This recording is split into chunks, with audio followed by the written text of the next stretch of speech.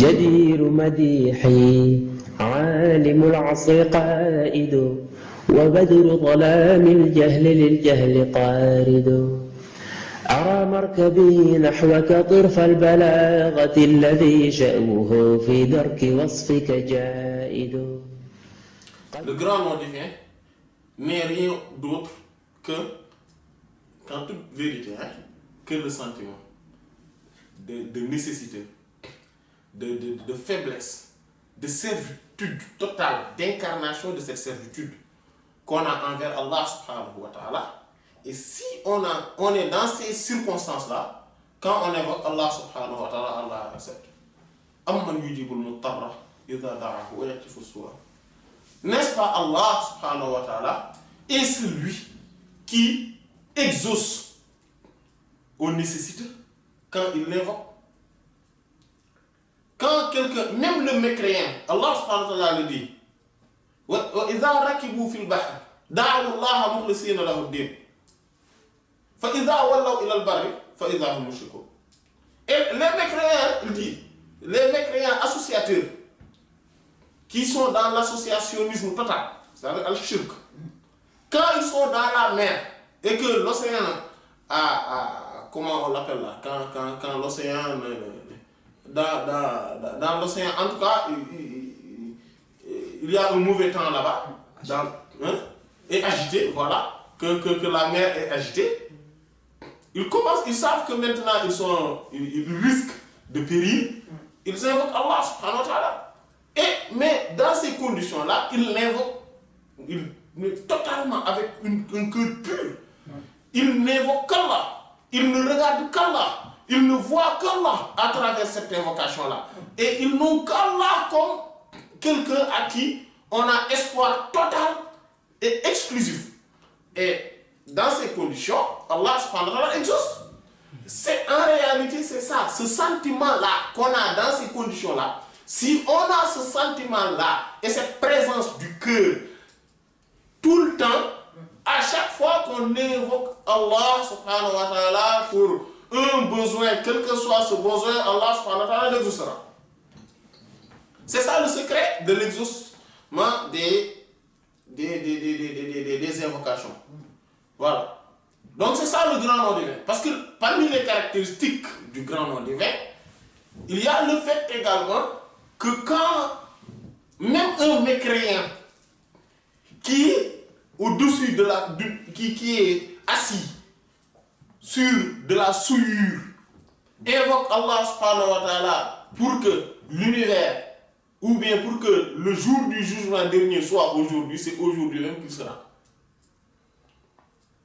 Donc c'est cela, quelqu'un qui l'a, il saura que je l'ai. Ce n'est pas quelque chose que... Maintenant, il y a certains, effectivement, qui ont pensé que c'était Allah même, c'est-à-dire Allah, alif, lam, ha, avec le alif mahfi, donc ce alif dissimulé au-dessus, donc entre du shadda, etc. Donc du lam, qui est le grand nom divin. Ils ont raison. Mais, en fait, certains aussi le disent avec beaucoup de vantardise, avec beaucoup de prétention, pensant que les autres ne savent pas que c'est Allah et pourtant c'est simple, c'est Allah. Ils ont aussi raison. Mais ils ont tort sur le fait de penser que c'est parce que les autres n'ont pas atteint un niveau spirituel pour pouvoir connaître ce secret-là. Ça, ce n'est pas un secret. Ça, c'est connu. C'est connu. C'est accessible.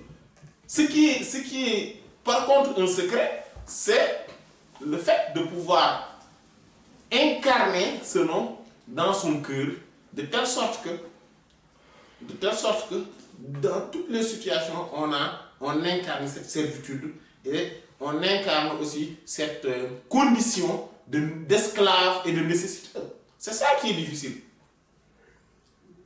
Ça, par contre, c'est le secret. Et le secret, donc, ne consiste pas aux lettres.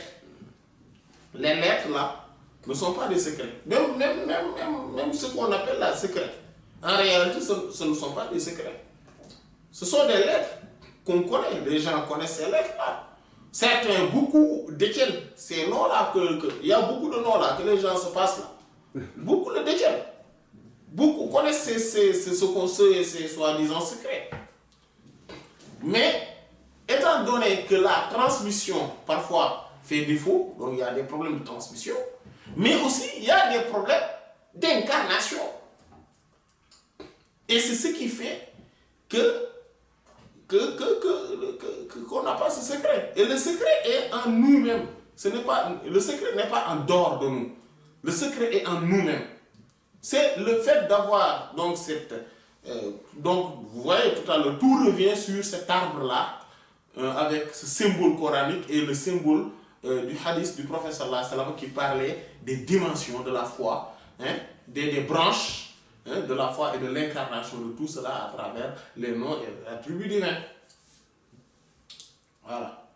Quand on incarne cela, on détient le secret. Quand on ne l'incarne pas, on a juste les lettres, on n'a pas le secret. On a juste les mots, les termes, les mots, on n'a pas le secret. Il y a une différence entre le fait de savoir le président de la République, savoir son nom, et l'avoir lui-même. Il y a une différence. Une grande différence. Moi, je peux connaître le nom de plusieurs présidents de la République, mais personne parmi eux ne me connaisse. Personne parmi eux n'est voilà, j'ai aucune relation par rapport à personne parmi eux. Donc, si j'ai besoin de lui, je fais comme tout le monde. Comme tout le monde. J'ai aucune spécificité par rapport aux autres. Mais si je le connaissais, ou bien qu'il me connaissait personnellement, là, le fait que je connaisse son nom, le fait que là, ça a une autre utilité. C'est ça le secret. Voilà, c'est ça le secret. Donc, c'est pour cela qu'il faut toujours s'atteler et faire tous les efforts pour avoir Allah subhanahu wa ta'ala, c'est-à-dire être en bon terme avec lui. Voilà. Lui-même, accéder à lui-même qu'à ses noms. Parce que les noms, les attributs, effectivement, ça nous permet de les incarner, de les avoir comme parure spirituelle, etc. Comme nous l'avions vu tout à l'heure. Mais ça, c'est si on les incarne.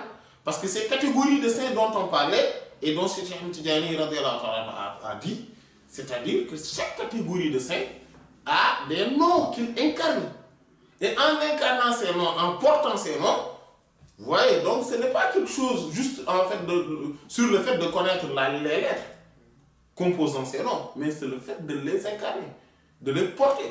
C'est ce qui nous permet, donc ça, qu'on connaisse les lettres ou pas, qu'on connaisse la composition des lettres ou pas, on a ce nom-là en nous, on les incarne, on les porte, et cela est une parure spirituelle pour nous.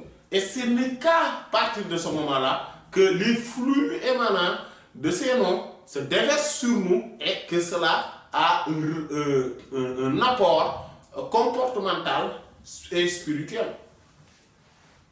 Voilà, c'est qu'à partir de ce moment-là.